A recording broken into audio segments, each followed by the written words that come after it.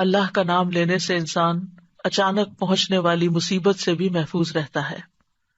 عثمان بن عفان کہتے ہیں، میں نے رسول اللہ صلی اللہ علیہ وسلم سے سنا، آپ فرماتے تھے، جس نے شام کو 3 بار یہ دعا پڑھ لی اسے صبح تک کوئی اچانک مصیبت نہیں آئے گی، کوئی اچانک مصیبت نہیں آئے گی۔ یعنی اس کا مطلب نہیں کہ دوسری آ جائے گی، یعنی ایک دم کسی قسم کی پریشانی اس کو لاحق نہیں ہوگی۔ اور وہ دعا ہے، بسم اللہ الذی لا یضر مع اسمہ شیء فی الارض ولا فی السماء وہو السمیع العلیم۔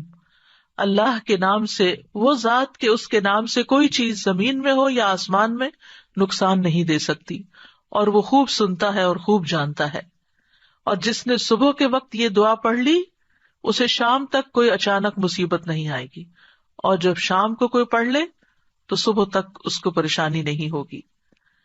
اسی طرح اگر انسان بسم اللہ نہیں پڑھتا تو یاد رکھیے کہ بسم اللہ نہ پڑھنے کا نقصان یہ ہے، ابن عباس کہتے ہیں کہ ابلیس نے اللہ تعالیٰ سے کہا کہ تو نے اپنی ساری مخلوق کا رزق واضح کر دیا ہے، میرا رزق کس میں ہے؟ تو اللہ تعالیٰ نے فرمایا، ہر اس چیز میں جس پر میرا نام نہ لیا جائے۔ تو گویا جس چیز پر ہم اللہ کا نام نہیں لیتے وہ رزق پھر شیطان کے حصے میں چلا جاتا ہے، گویا ہم اپنے دشمن ہی کو فیڈ کرتے ہیں۔ قیامت کے دن بھی اللہ کے نام سے وزنی کوئی چیز نہ ہوگی۔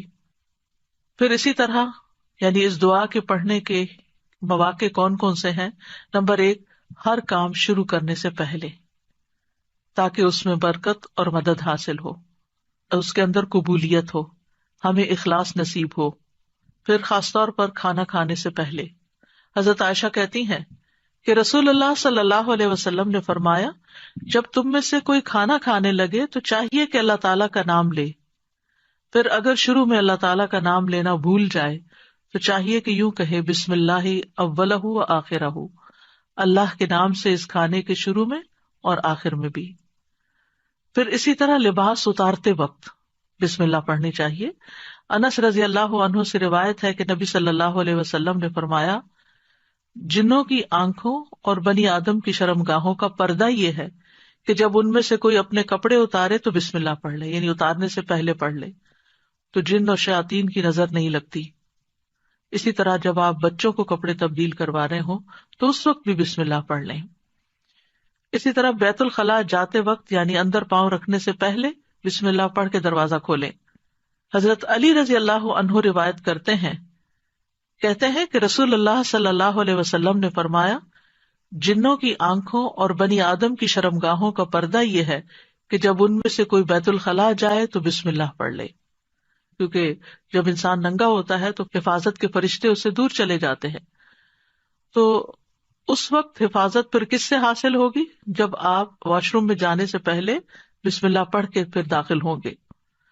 اسی طرح وضو سے پہلے ابو ہریرہ کہتے ہیں کہ رسول اللہ صلی اللہ علیہ وسلم نے فرمایا، لا صلاۃ لمن لا وضوء لہ ولا وضوء لمن لم یذکر اسم اللہ تعالی علیہ، کہ جس کا وضو نہیں اس کی نماز نہیں، اور جو شخص وضو کے شروع میں اللہ تعالیٰ کا نام نہ لے اس کا وضو نہیں۔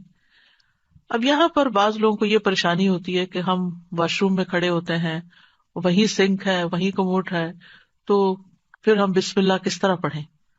اس کے ایک تو یہ ہے کہ جب آپ وضو کی نیت سے جا رہے ہیں تو اندر داخل ہونے سے پہلے ہی پڑھ لیں اور جا کے ٹیپ کھول لیں اور اپنا وضو شروع کر دیں۔ دوسرا یہ ہے کہ آپ دل میں پڑھ لیں، لیکن اگر کوئی بھول گیا ہے تو جس وقت یاد آئے یعنی وضو کے دوران اس وقت بھی پڑھ سکتا ہے۔ پھر اسی طرح پڑھنا ہی بھول گیا تو اس کا کیا مطلب وضو ہوا ہی نہیں سرے سے، یا پھر یہ کہ اس کی اگر وضو نہیں ہوا تو کیا نماز ہی نہیں ہوئی؟ نہیں، اس کا مطلب یہ کہ اس کا وضو کامل نہیں ہوا۔ یہاں علماء نے اس کا مطلب یہ کیا ہے کہ اس کے وضو میں نقص رہ گیا، وضو ہو جائے گا، نماز ہو جائے گی، لیکن وہ جو برکت حاصل ہونی تھی یا زیادہ ثواب ملنا تھا اس سے انسان محروم ہو جاتا ہے۔ پھر اسی طرح یہ ہے کہ قرآن مجید کی قرأت سے پہلے بسم اللہ پڑھنی چاہیے۔ قتادہ سے روایت ہے، وہ کہتے ہیں کہ انس رضی اللہ عنہ سے سوال کیا گیا کہ نبی صلی اللہ علیہ وسلم کی قرأت کیسی تھی، تو انہوں نے بیان کیا کہ آپ صلی اللہ علیہ وسلم کھینچ کر پڑھتے تھے، پھر آپ نے بسم اللہ الرحمن الرحیم کو پڑھا، یعنی بسم اللہ الرحمن الرحیم، یعنی مد کے ساتھ پڑھتے تھے، الرحمن کو اور رحیم کو بھی کھینچ کر تلاوت کرتے تھے.